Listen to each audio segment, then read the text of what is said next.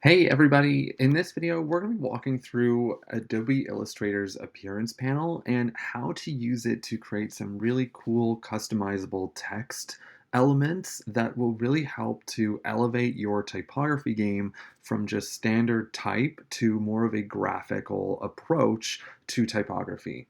So this is going to be an example of what we're creating. And it is an inspiration from an artist that I really like from Instagram. He's a typographical artist, goes by Snooze1, and he just does really amazing work with lettering that has such strong personality. It feels kind of graffiti inspired, but it's also these really beautiful block letters and things of that nature. So we're going to be taking a look at sort of how to replicate his style within Adobe Illustrator, okay? If you want to use the exact same font that I'm using, I have it from Adobe Fonts. It's called Peak, and we can kind of download that, just activate the family, and jump right in. So this effect is really great because it's procedural, meaning that I can adjust the text to say whatever I want it to say. And the effect will always remain the exact same. It's all built into one type layer, and so we can kind of jump right in and start looking at how to build something like this. The first thing I'm going to do is create a background that is the same color as the one in my example, just so that when I go and make these effects, it is a similar color and I can see what I'm doing. So I just have two artboards side by side. I've got the one with the example, and then I've got the one that we're going to be building together. And not that these things have to be identical by any means, but I'd like to try and make it similar. Cool, there we go. I have my text laid out just right here. And when I look at the example, I can see it's white text with a super thick stroke in black, and then this other orange detail sort of around it. So how do I go about creating that? Well, it's pretty easy. I want to make sure that I'm using the appearance panel. We looked at this a little bit previously to add multiple fills of gradients and things like that, but now we're going to be looking at it to create some other types of effects that are really nice to learn how to use and just to know where they kind of are. So the first thing I'm going to do is change the fill from black to white. And now I need to create a stroke, which is listed right here, and I can set that to black. And I want this to be super thick. So I'm going to go with something like, I don't know, 40. When you're creating a stroke in the appearance panel, you can click on the word stroke and it will give you some stroke options. I can see here that I'm getting this weird little spike sort of jutting out from the Y, and it's coming from this point right in here. So it's kind of creating a little bit of a conflict. So I want to just change my stroke um, corners. Instead of being miter, I might change it to something like bevel so that I can still get those crisp, sharp edges, but I'm not necessarily getting the spikes that go along with them. Okay, I'm going to leave the cap at a butt cap and keep it aligned to stroke. That's fine with me. So that's pretty quick, right? We've already got a fair amount of this effect accomplished here, but how are we going to create this orange sort of harsh drop shadow? Not too difficult. I'm going to create a new fill. So I'm going to come down to the bottom left corner, select new fill, and I'm going to move this underneath the stroke. So you have to remember that the order in which these appear is kind of the way you see them stacked on top of each other. So we're going to have a white fill on top of a black stroke, and then we want to have this orange fill underneath it. So I'm just selecting the default orange that's there. But how do I get it to be visible? Well, there's a couple things that we can do. Using the effects panel, I'm going to go to, so effects right here.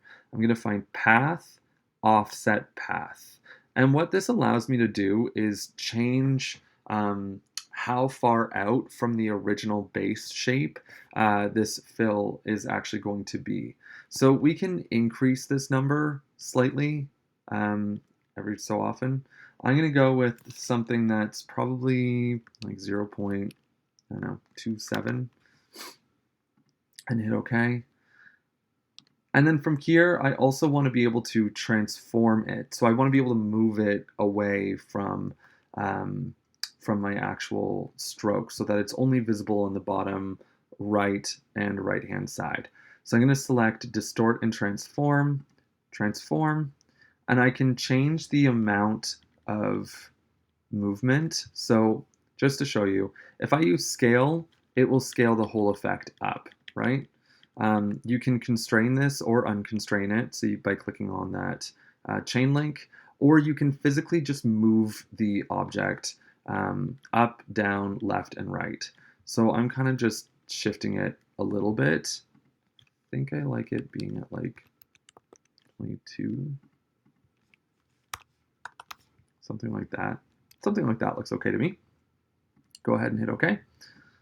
And there we go. We've got this really cool sort of drop shadow effect happening. The only issue is in here in the very center. Obviously, there's a big black gap. Not super ideal, but not the worst thing ever either. I'm just going to use my pen tool and make sure that I have a black fill that matches. And I'm just going to come in here and I'm just going to use my pen tool to sort of cover it up. Now, nobody needs to know. The only other thing now that kind of needs to happen is to play around with adding some of these additional details, right? Some of these additional details really help to sell the effect and to sell the work that's kind of going on. So I'm gonna just quickly jump back into one of the examples that we can take a look at. And let's just mute this really fast. Okay. So you can sort of see in our examples here, he goes about creating these really beautiful shapes for the letter forms, but then near the end, he starts adding in all these really beautiful details, like the shadows, like these extra lines and squiggles, these color overlays and things like that, things that really bring the artwork to another level.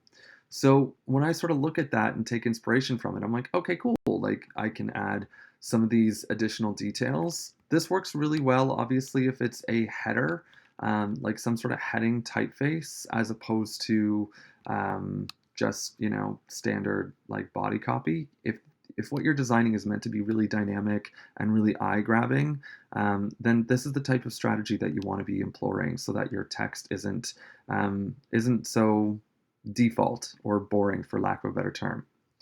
So let's say that I had these exclamation points, right? And they are just built as standard exclamation points, and I want to mimic the styling that we just applied to the text. It's super easy. I don't have to worry about recreating everything from scratch. I can select the object that has the appearance I like, and then in the top left corner, you have this little preview. You can just click and drag that preview onto another element that you would like to apply it to, and it gets applied. Obviously, you might need to adjust a couple of things. So we want this to kind of be backwards. So it's like that. Maybe I don't need a 40-point stroke. Maybe I just need a 20-point stroke. Perfect. Maybe I can add an extra stroke. So this one could be black. And then maybe it just needs to be a little bit thicker. Maybe this actually needs to be like 15. Something like that. Cool. I think I can use the proper corners this time.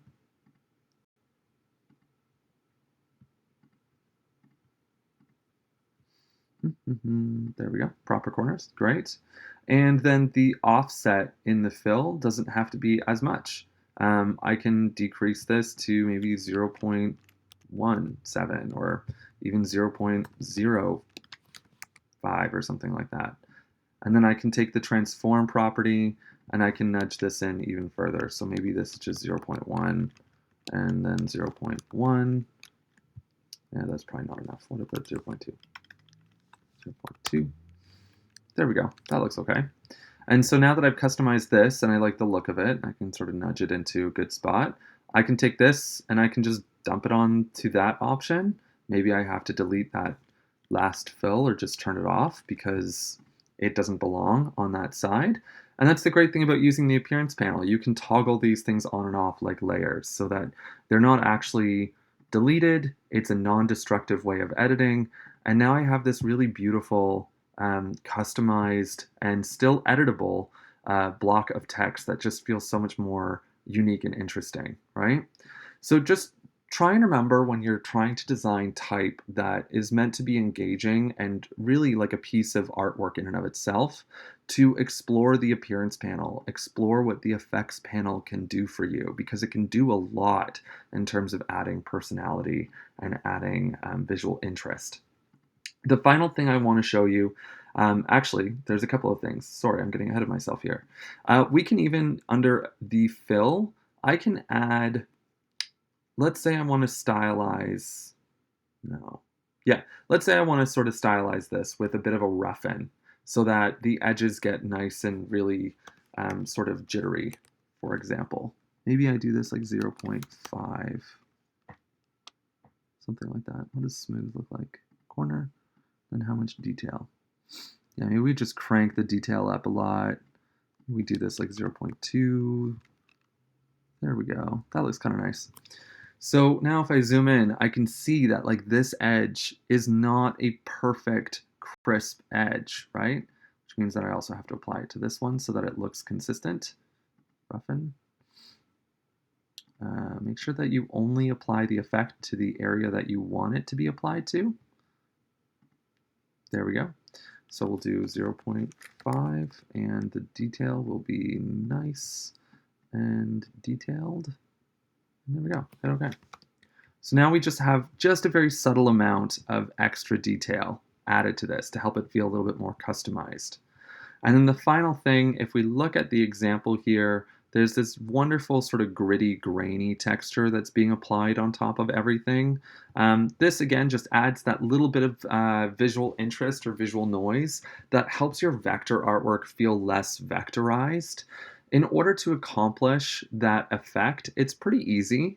I'm going to create a black rectangular solid on top of my artwork, like so. And then I'm going to go up to Effect and Stylize. It's Stylize. I always forget where this one is.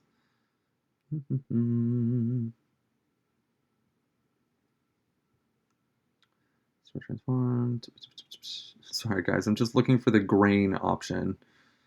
Drop shadow, SVG filters, artistic, brushstrokes, distort.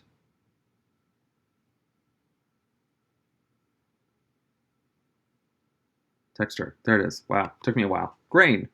There it is. So we can add some grain to it. The more contrast, like in the more intensity, you can play around with these filters so you can get a lot of different options. Find something that you like the kind of look of. I'm going to go with these settings here. And then once you have that, you can come back to your appearance panel, and under the fill opacity, you can change this to multiply. Oop, sorry, my mistake. You can change this to screen. There we go.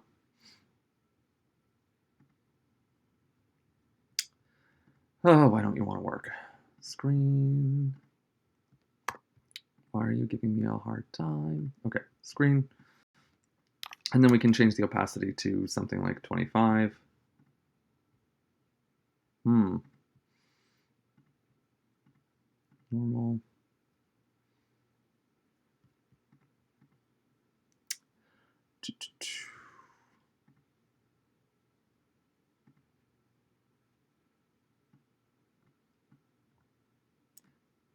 We just want to make sure that the grain is applied into the fill category.